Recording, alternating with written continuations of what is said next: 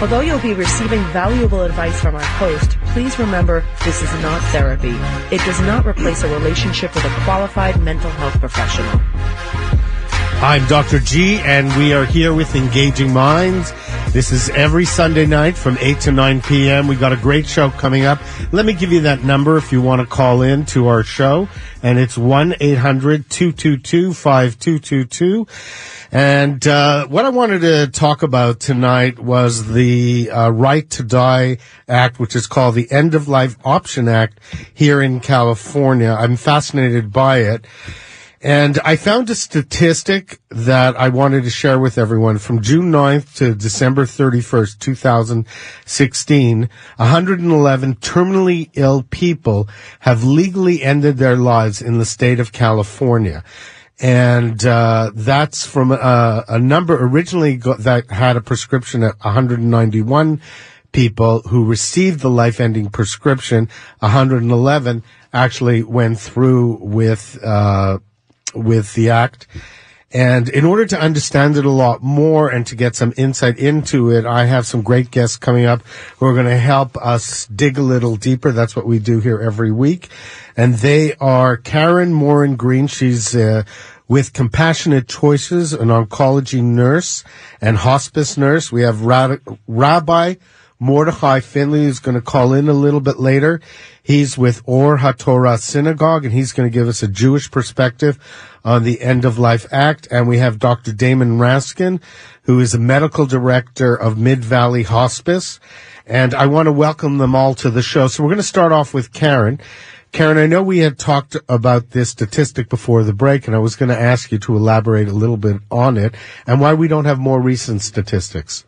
Well, the law itself has just been enacted last June 2016. So we have statistics because the doctors will send in information after a patient is ingested. So we have that 6-month statistic, but this last year we won't have for another 6 months. So do you have a sense of, is it something that's becoming more popular with people, or is there more of a need for it? Well, it's one thing to have a law on the books, but it's another thing to have people understand what the law is, how it's enacted, and how to access the law. A lot of it is finding physicians who will write prescriptions for patients who want it. Right. Let's ask Dr. Raskin about that. I want to welcome you back to the show.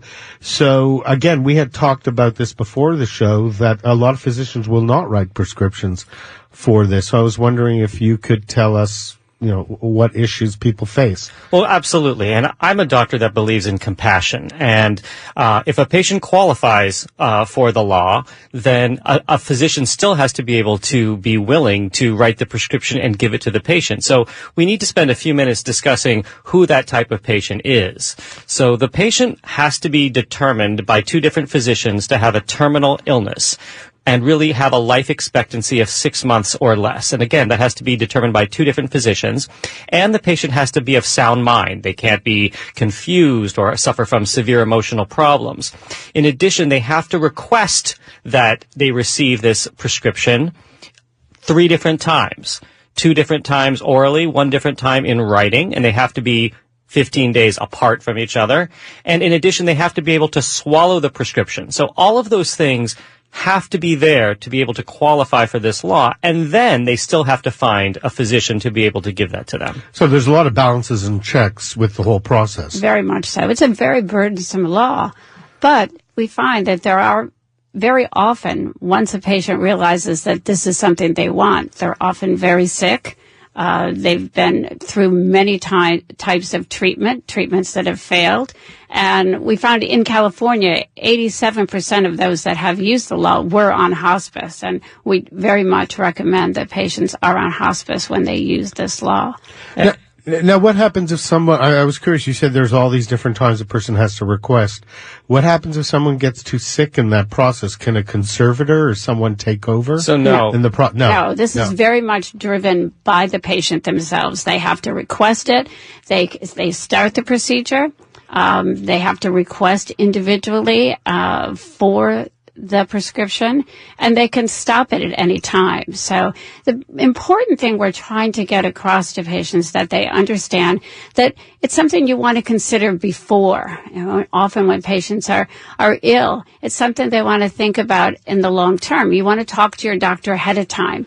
Gee, if I were to become terminal ill at some point, and this is something I want to consider, is this something that you would write a prescription for? Often when patients find out and find that they're at the end or they begin to suffer, they find it's too late. This 15-day waiting period, finding a physician, it can be very, very troublesome. That's been my experience with it, actually dealing with a patient recently. By the time his cancer advanced, he was actually too sick to follow through with it. So it's important to talk about all end-of-life options ahead of time. And my experience as someone who worked with cancer patients in support groups, many times people want to talk about death and dying. They want to talk with their family. They want to talk with their physicians. And they're unsure how to bring it up and when to bring it up. So we're encouraging patients to talk to their families, talk to their physicians early, because this can very much take a long time. I was curious, Dr. Raskin, is there ever something that you would actually bring up with patients? Oh, it's something that I definitely talk about with patients and with families, especially those patients who are on hospice. Now, hospice is a service. It's not a place. Some people believe hospice is a place that people go to die. That's not true at all. Hospice is a service. There are many companies out there. Mid-Valley Hospice is the one that I am the medical director of, and I think they do a great job. And what they do is we basically come in and we look at the patient. We determine that the patient does indeed have a terminal illness, and then we focus on comfort care. We focus on compassion. We focus on relieving suffering, relieving anxiety through medications, whatever they may be. Now, that's different than the end-of-life act, which actually gives the patient control in deciding when they're going to end their life. So this is not about a physician killing a patient or physician-assisted suicide. This is about giving the patient back control and having dignity at the end of their life and compassion. That's what this is about, and I think that's a very important point. Yeah, many of these patients, they truly want to live. They don't want to live. They've been through all kinds of treatments. Often they'll say, what will the end be like? They don't want to suffer. And we know from our statistics that often people turn to this because they're afraid of what is going to happen at the end. They don't want to suffer. So often, just having the medication is enough to bring them some peace and comfort. No, I was wondering about that because of some of the psychological issues. You said earlier on, Dr. Raskin, that someone has to be of sound mind, and how does that determine? Because I would also assume that people who are dealing with issues a lot of times are facing issues of depression or anxiety. So sure. So as long as it's determined by the two physicians that the patient can actually make their own decision, then they're determined to be of sound mind. They can still be sad. They can be depressed, but as long as they're not demented and confused, as long as the doctor doesn't feel that there's some ulterior motive that the family has, that the patient needs to, die something quickly. I definitely want to talk about during this show. Absolutely. Because that's some of the emails I got is people concerned about ulterior motives. And I'm happy to explore with you some of my experiences with these families, because I've had a few over the last few months. When I walk into the house, it's not just dealing with the patient. I've actually dealt with family members along with the patient and had conversations in determining whether the patient was appropriate for this act. And it's really, really been very touching for me to experience that. That's the most important thing I want our audience to hear, that this is really an act about giving people control and giving people dignity at the end of their lives. No one really probably wants to deal with the issue, but if they're facing it, they want to have some sort of control. That's what I'm hearing, and some sort of sense to the end of their suffering. Now, I know, Karen, you had told me earlier on that it's very personal for you about how you got into this work. I want to talk a little bit more about it right after the commercial, but I do want our audience to hear how compassionate you are about this care. And Dr. Raskin mentioned earlier that he's with Mid-Valley Hospice, and I actually have an experience with them too, and I want to say they're fantastic, and they are actually one of our new sponsors on the show. So If anyone out there needs any hospice care and you are a qualified patient who may be able to use the End of Life Option Act, definitely contact Midlife Hospice at 818-403-3940. Again, that's 818-403-3940. And you'll also be able to contact Dr. Raskin there. I'm Dr. Gluss. We're going to take a break. We'll be right back after the commercials. Welcome back to Engaging Minds with your host, Dr. Howard Gluss, licensed clinical psychologist. I'm Dr. G, and we are back with the show. And I do want to make a little correction. The first thing is, I guess it's because it was just my birthday. The first time I said midlife hospice care, it's Mid-Valley Hospice Care, and I corrected that the second time. And I want to give you another number, and it's 818-862-2600. That's 818-862-2600, and that's the number to call. And again, if you don't have a chance to write that down and you're driving in your car, you could always email me at drhowardgluss@live.com, and I can send the information to Mid-Valley Hospice. And before we get back on the show and talk about your Karen's personal passion of why she's in this work, I wanted to take a caller. Her name is Brenda. She's from Manhattan Beach, and her question to both of you is around Alzheimer's and the right to die, planning ahead of time. So I think that's a great question. Brenda, I want to welcome you to the show. Thank you. And why don't you tell our guests what your question is? Well, my concern for the future, if there is Alzheimer's in the family, and I say was eventually diagnosed with Alzheimer's or a disease similar to that, where I knew at some point I would be basically being taken care of, but I guess the word could be out of mind completely. And I don't want to be that way. I don't want to be in a home or have the burden for my children to pay for that care, where I'm basically not here. I'm in, a state with Alzheimer's, but obviously when you're diagnosed with it, you're not at that point yet. Is there anything, I'm wondering, that you could put in writing for the future? And at a point where you felt that this was happening, would you be able to, at that point, sign documentation if you knew? It's just a tricky question, I know, because it's, you all mentioned you had to be of sound mind. That's correct, Brenda. No, and I understand your fear, especially if there's a family history. What I would encourage you to go to the website for Compassionate Choices. We talk very much, there's a section on advance directives and planning ahead. And that's basically what I would tell anyone to do is plan ahead, have someone you trust very much, who you've spoken to a great deal about how you feel and what you want at end of life, and have that healthcare person as your proxy. You'll also find on our website some information on advance directives that can be very specific for dementia issues, how you want to be treated at the end of life if and when you decide you don't want to eat, whether you want a feeding tube. Sometimes patients are not hungry and or how infections may be treated. So I very much encourage you to look at the website and have a very good advance directive and talk often with your family about what your wishes are. I do want to make a correction. I was told I gave the wrong number again, so apologies for that. And we'll be giving out the number throughout the show.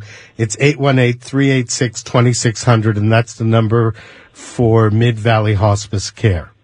Dr. Raskin? Yeah, I agree. It's about planning, and you're right. If you came to me and you already have advanced dementia, or your family member does, I can't actually grant you the end of life option, but I can grant you hospice care. And again, that could be also extremely compassionate. We at Mid-Valley Hospice really believe that it's about quality of life and not quantity of life, about reducing the burden of medications that aren't for, important things.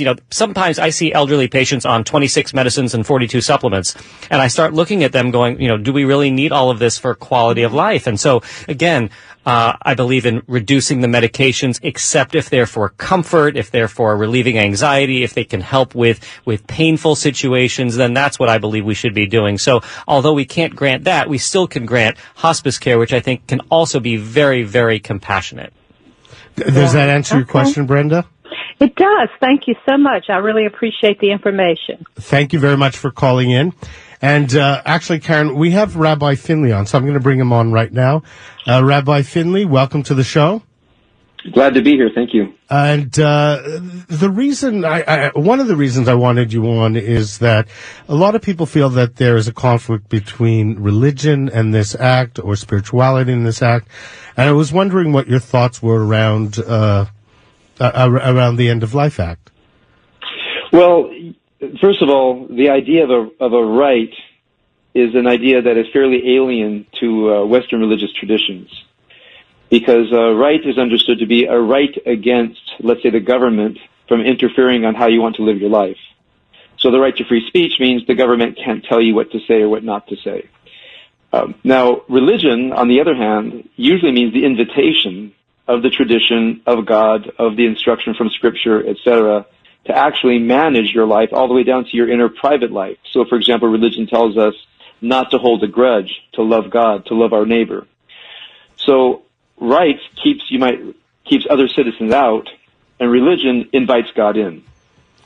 So from this perspective, you'll find in every religious tradition, including the Jewish tradition, a wide spectrum of views on a person facing end of life. I would say the most orthodox, traditional, maybe evangelical view would be that this is in God's hands, and one does not interfere with God's will. So you wait until the natural end. The more you move over the spectrum into the more moderate and liberal denominations in Judaism and Christianity, you'll find a much greater respect for the right of the individual to take control of, to determine his or her own end, as I've heard your other guests so eloquently speak to. I think that's really. Any thoughts about that, as far as how family members deal with it, and the conflict and religion, your own personal experiences dealing with family members around this? Sure, I can add personal experience, and I like your guess. I've been at the bedside of many dying people, and this is even in a time when palliative care was looked down upon. And I remember people in just excruciating pain, and physicians really being afraid to give enough, let's say, morphine, for example, because the doctor then would be accused of actually killing the patient. And patients were just pleading to the doctor, please administer more pain. I don't want to have this kind of pain. Doctor says, I can't give you any more because it would kill you, and then I'll be in trouble. And I would remember at the time thinking to myself, asking, internally for the doctor to not worry so much about, you might say, the law, but rather the spirit of the law, the moral dimension. And so the more there's the movement toward right to die with dignity, it's a great relief for me to know that people don't have to die in such excruciating pain. Now, I know there is palliative care in hospice, but I think this adds yet another dimension to adding to the dignity of the dying person. Well, I think that's great that you said that, and I think that for a lot of the families that I've been dealing with this, there is sometimes a conflict in terms of their religious and spiritual beliefs and then what their family member wants to do. But in the end, what they see is a family member who's hurting, who wants control, yes, who wants help. They don't necessarily want to die, but they can't live in this world the way it is. And so they're really looking for hope, and I think that this can provide hope. Yes, and you've articulated very well. So oftentimes when I work with families, there is, for example, I will work with someone, let's say in my community, which is, we're somewhere between Reform and Conservative, and let's say they have an Orthodox relative who comes in and says, absolutely not, they can't do it, as if they are protecting the tradition. But the more time they're actually listening to the human being, they realize there's a moment when the tradition just runs out. And the tradition runs out when you're encountering a human being in an existential state of facing the end of their life in excruciating pain. And I think, we talk about spirituality, it's where a person's experience of their own spiritual journey becomes more important than a doctrinal understanding of that person's spiritual journey. So I've seen those family struggles, and I'm very much on the side of seeing that religion at a certain point it can't just be about doctrine. No, it's got to be about compassion. Very much exactly. so. Compassion and care for people's souls. And Karen, with that, why don't you share some of your personal experience around, this issue and why you're so passionate about it? Well, my nursing background was, I started during the AIDS crisis and then worked on an oncology unit, before becoming a hospice nurse. I also lost my husband at 52. And of a brain tumor. And Michael died at home. And so I felt very passionate about the fact that as a hospice nurse, I wanted everyone to be able to get the best death possible, both for the patient and for the families involved. And I very much saw that there were times that even as a hospice nurse, you could do everything you wanted to do, but there were times when patients were truly suffering. And it was taking often very long time, and the families weren't comfortable with what was happening. So when they were beginning to talk about the California End-of-Life Option Act, I very much wanted to get involved legislatively and advocate for patients and help to bring this to pass. And so I've worked with Compassionate Choices. I now coordinate a team of volunteers all over Southern California, and we will work one-on-one with patients as they look at all end-of-life options to try and figure out what may be the best one for them. And I've seen families come together often when they're not sure of what to do, often when they don't naturally agree with the patient, but always at the end, the family's there together, and it is a very peaceful end. Well, I think a lot, when I listen to you and I listen to the rabbi talk, I think it's very much about celebrating life, that you're giving people, as you said, a quality of life, and it does psychologically challenge us as a society dealing with this issue of death and dying that so many people are afraid to talk about. But this is what I love about it. Us talking about it actually gives people a sense that it's not something too scary to talk about, and it's actually something that you can embrace and celebrate as a way of celebrating someone's life. Exactly. And even though the numbers are a little low in terms of who is actually using the law, we do know from our experience in Oregon that having this law on the books for very many people, we are now talking about death and dying. The conversation is getting started at a much earlier time. Yeah, we're going to continue that conversation after the commercial. I'm Dr. Howard Gluss. If you want to call in, it's 1-800-222-5222, and we'll be right back. Welcome back to Engaging Minds with your host, Dr. Howard Gluss, licensed clinical psychologist. I'm Dr. G, and we're back with the show. I also wanted to give you some information on Mid-Valley Hospice. You could reach them, too, at their website at midvalleyhospice.com. And they have a lot of information about hospice care and also the End-of-Life Option Act. So again, that is midvalleyhospice.com. We have another call. We're going to take it. It's Amber. She's calling from Los Angeles. Oh, she'll be on in a moment. We're just trying to get her all set up. So I wanted to talk to all our guests, Rabbi Finley, Karen, and Dr. Raskin. I was reading something from the Family Focus, and they're opposed to this act and some of the issues that they bring up, and I wanted to hear your comments on them. One of the issues was that this act will lead to elder abuse because family members may benefit by utilizing the Right to Die Act. Any thoughts about that? Well, I think, those concerns are of course good ones, but I think that's why there are so many hoops to jump through with this law. That's why it takes two different physicians. It takes the person to again, ask in writing as well as two different times orally. And the doctor has to feel comfortable that this is the right situation for this act. And in discussing this with family members and discussing this with the patient, it really is up to the two physicians to determine if this is correct. And I think those barriers are there for a reason, and I think that's the main one. Yeah, we know that there's not been a single documented case of any kind of abuse or coercion in the 40-plus years, combined years, in the 6 states where there is an End-of-Life Option Act on the books. Even the disability rights organ has confirmed it hasn't received a complaint. So it's really an unfounded thought. Rabbi Finley, any thoughts on that? Well, I think if you look at an organization such as Focus on the Family, I think they actually begin axiomatically that they're against the idea of physician-assisted suicide. You can call this options, and we can call this empowering people, but ultimately it's a person taking his or her own life. So Focus on Family, I believe, starts with the idea that would be against God's law, and then they provide justifications for their idea to appeal to someone who might be secular. So I agree with your other guests. I think the law is extremely carefully written, and I haven't read of any evidence of this what they're fearing actually coming about. You know, as Dr. Raskin explained at the beginning of our show, just how complex the law is and how many steps have to be taken. So I agree with that too.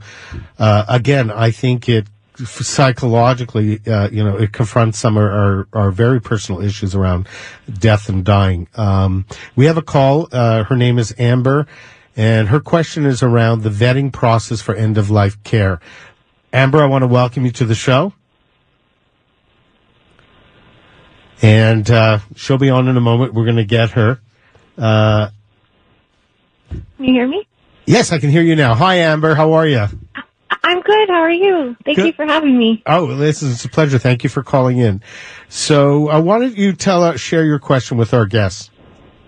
I'm really just interested in the vetting process in terms of, like, I know you guys have been talking a lot about this already, but particularly when it comes to research for a given illness or chronic illness, and, basically if a person changes their mind, or if shortly after they go through with this process, suddenly there's research available and the family regrets it. So just kind of wondering about that process of, like, how do you weigh the pros and cons of a decision like this when technology and medicine is changing daily?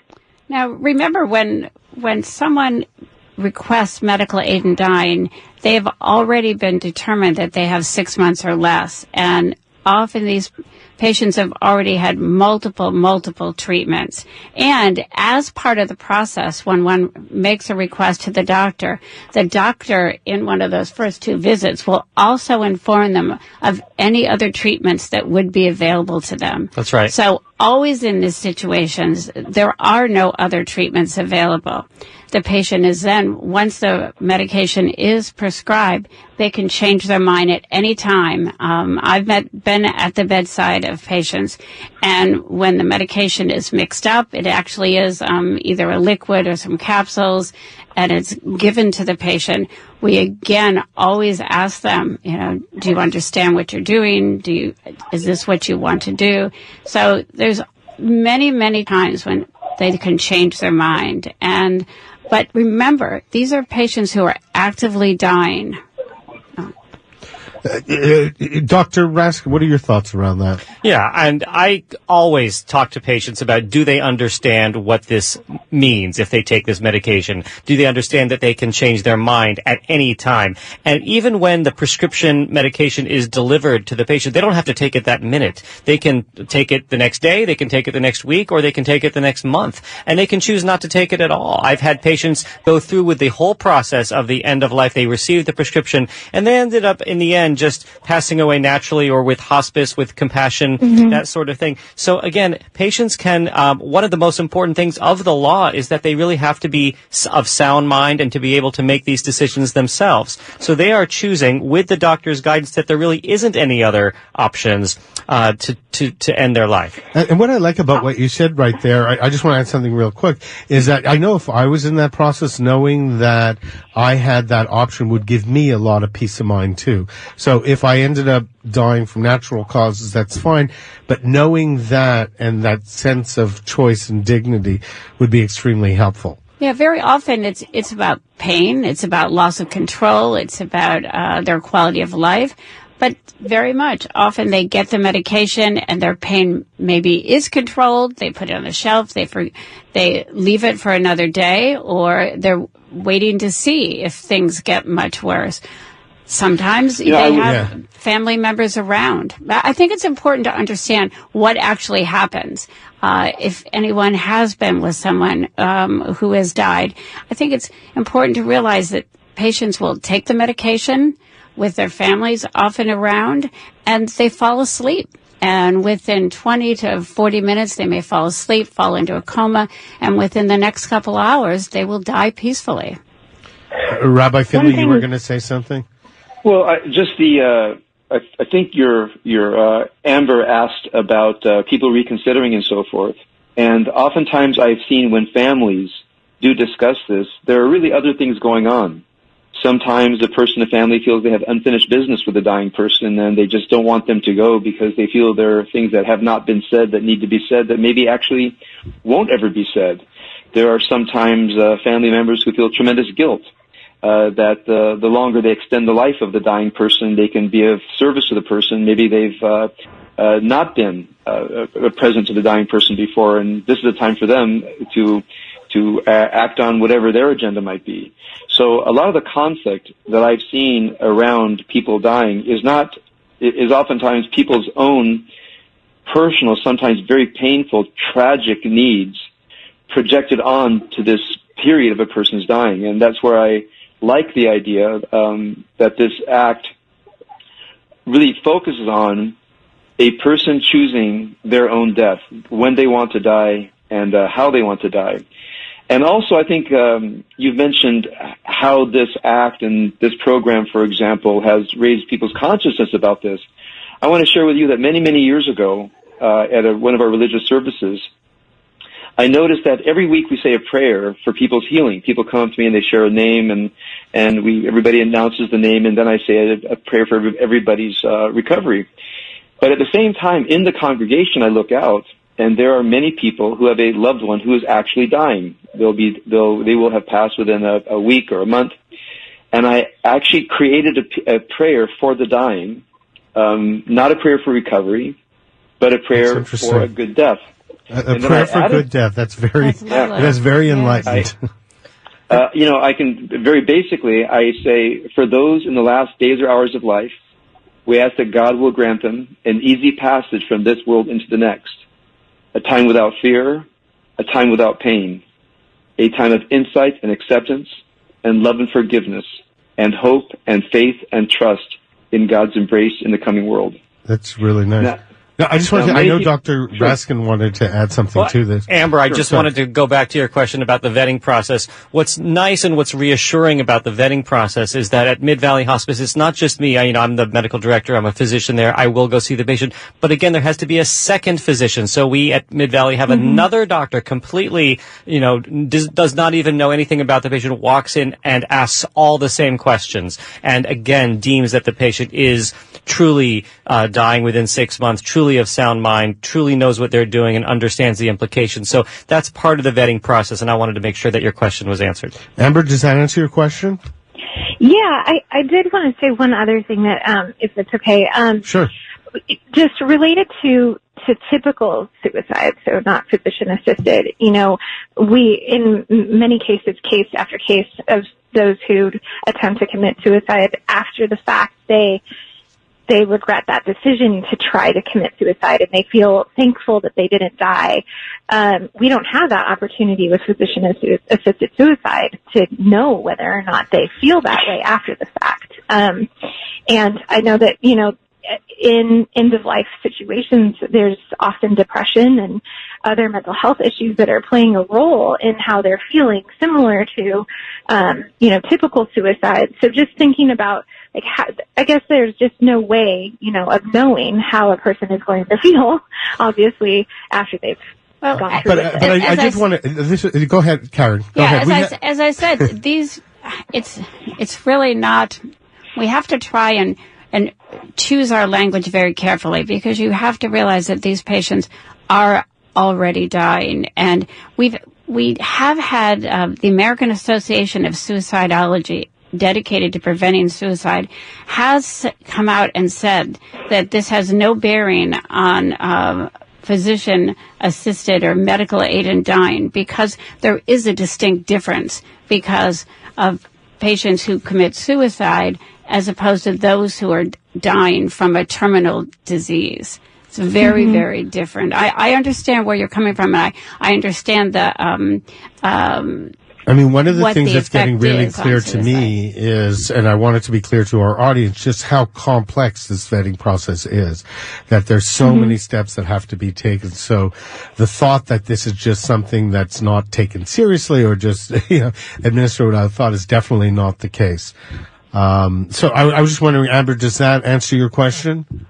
Yeah, absolutely. Thank you. No, it's an excellent question, and I want to thank you for calling in. Of course. Thank you.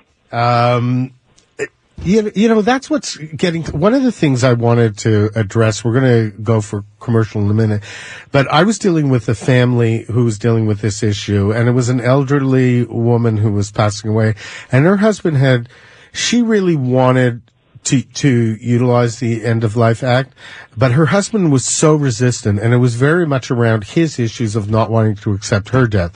She accepted it, but he was really resistant, and there was so much conflict going on between them that it almost felt like as a psychologist who was dealing with them, she would have been better off without him present. He was the one who was having all the issues. So I'm wondering, do you ever have any counseling or anything like that set up for the families around these kind of issues? Because it's got to be rough for everyone. So just at Mid-Valley Hospice, there are spiritual counselors, there are psychologists, there are social workers, case managers. There are these people available. Yeah, we're going to take a break and find out more about that. I'm Dr. Howard Gluss. If you want to call in, it's 1-800-222-5222.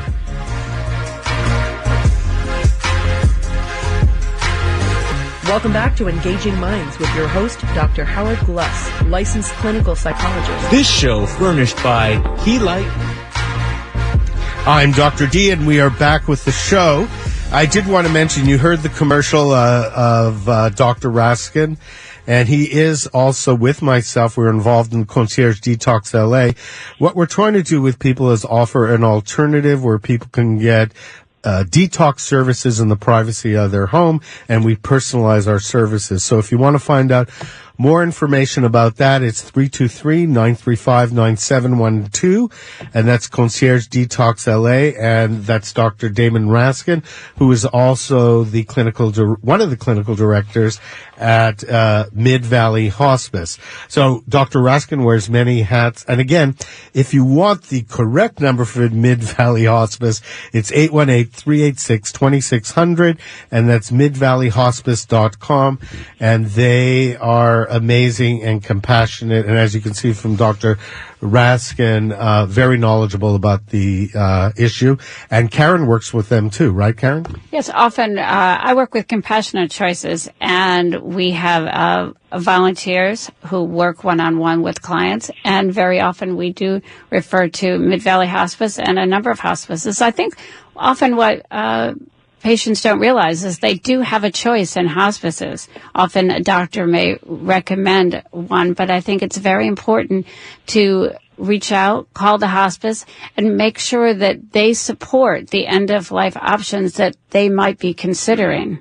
Not all hospices are the same. And that's what I want people to know. And Karen, if people wanted to find out more about your work or how to get in contact with you, how could they do so? You can look at our website, Compassionate Choices California, and we have a 800 number, 800-247-7421. We also have a doc-to-doc line that will work with doctors who may not be as familiar with medical aid in dying or maybe working with it the first time. And we have an 800 number that will help you patients understand all end-of-life options and advance directives. And I do want to remind our audience, if you missed any of that, you can also contact me at drhowardgluss@live.com, and I'll forward the information. Or you can go directly to midvalleyhospice.com, and you'll get lots of information, and Karen will get the information from that. And our show, to remind you too, will be available on podcast. Rabbi Finley, if people, are inspired by your work and wanted to find out more about what you do and your congregation, how could they do so? We are Ohr HaTorah Synagogue, and just write office at ohrhatorah.org. The website is is available, and people just go to the website and click on any of the boxes, and we'll get in touch with them if they want us to reach out. We'd be happy to have anybody come attend our services. I think that's wonderful, and I got to tell you, I've been thinking about that prayer that you wrote, and we've all been talking. We're all kind of shaking our head. You can't really see it on radio, but very inspired and very touching. So I wanted to thank you for that. Sure. And I just want to say that sure. I extended it for those who care for the dying. And if I could it's about 2 sentences. Oh yeah, absolutely. I follow with the following.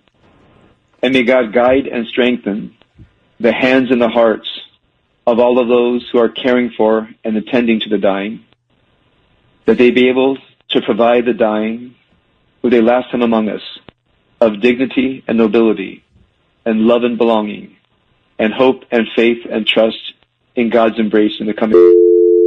Now, what I wanted to share with you, when I began to add this prayer, many people said to me that it made them aware, just as your show is and your very fine guests are saying, it made them aware that in addition to caring to people so that they recover, there is an actual spiritual discipline in attending to and being present to a dying person.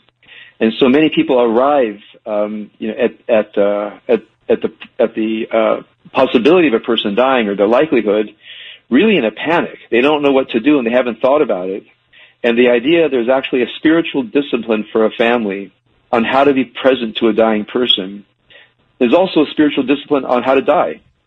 And so my realization, the same realization that your other guests have come up to, is we have to put this out there. We have to make people conscious of the idea that dying is inevitable for all of us, and it is the last great stage in the journey, at least in this realm.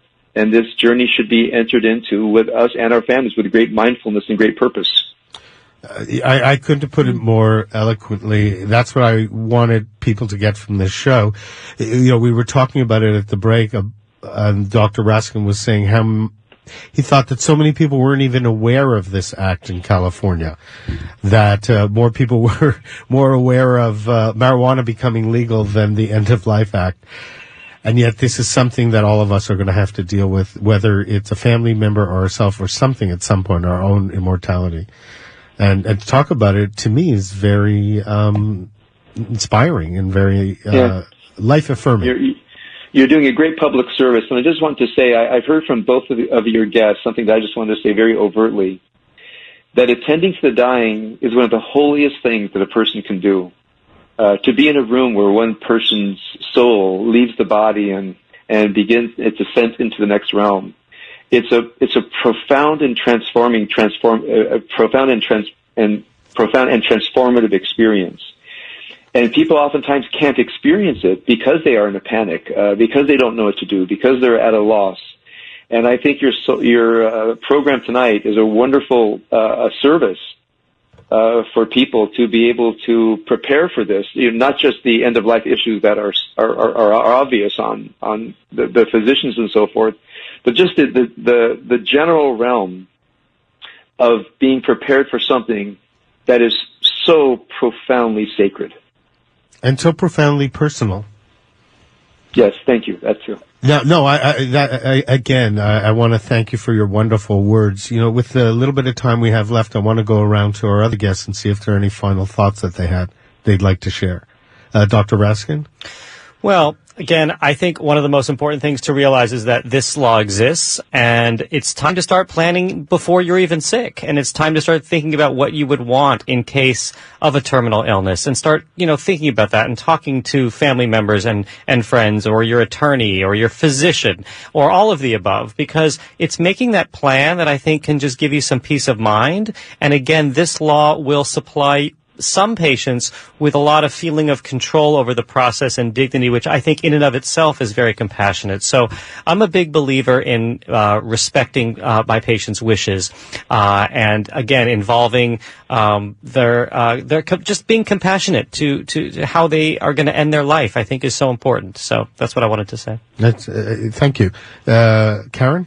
Thank you. Yes, Compassionate Choices is advocating for end-of-life options for all peoples. And I think it is very important that you talk to your family, talk to your doctor, talk to your spiritual advisor early, and let them know exactly how you feel and plan. And don't wait, because we know that if you wait to the very end, it's going to be much more difficult. It takes much longer, and the family is not going to be prepared. So do this all early. And what I want to, again, share with our listeners, that, as you can see, this is a well thought out, very complex law, and something that's been taken seriously. It offers people dignity. It offers them a choice. It offers family dignity and choice. And obviously it's not to be taken lightly. And that's what I'm getting out of it. And when I hear these experts and Rabbi Finley talk about how respectful this law is, it inspires me. And actually, when I told people about this show, they said, that's depressing. And my first reaction was, no, not at all. I find it uplifting. Like, that this gives me a sense that, it's a very caring and compassionate law. That was my thought around it. So, I totally agree. Thank you. I want to thank everyone for coming on the show. And as you've heard, if you're looking for a hospice center that's supportive of the End of Life Act and where qualified patients can obtain the kind of care that Karen and Dr. Raskin are offering, and the spiritual guidance that Rabbi Finley is offering, you can check out Mid-Valley Hospice. MidValleyHospice.com will answer a lot of your questions on their website, and their number is 818-386-2600. I wanted to thank everyone for coming on the show. We'll be back next week. If you want to email me, it's drhowardgluss@live.com.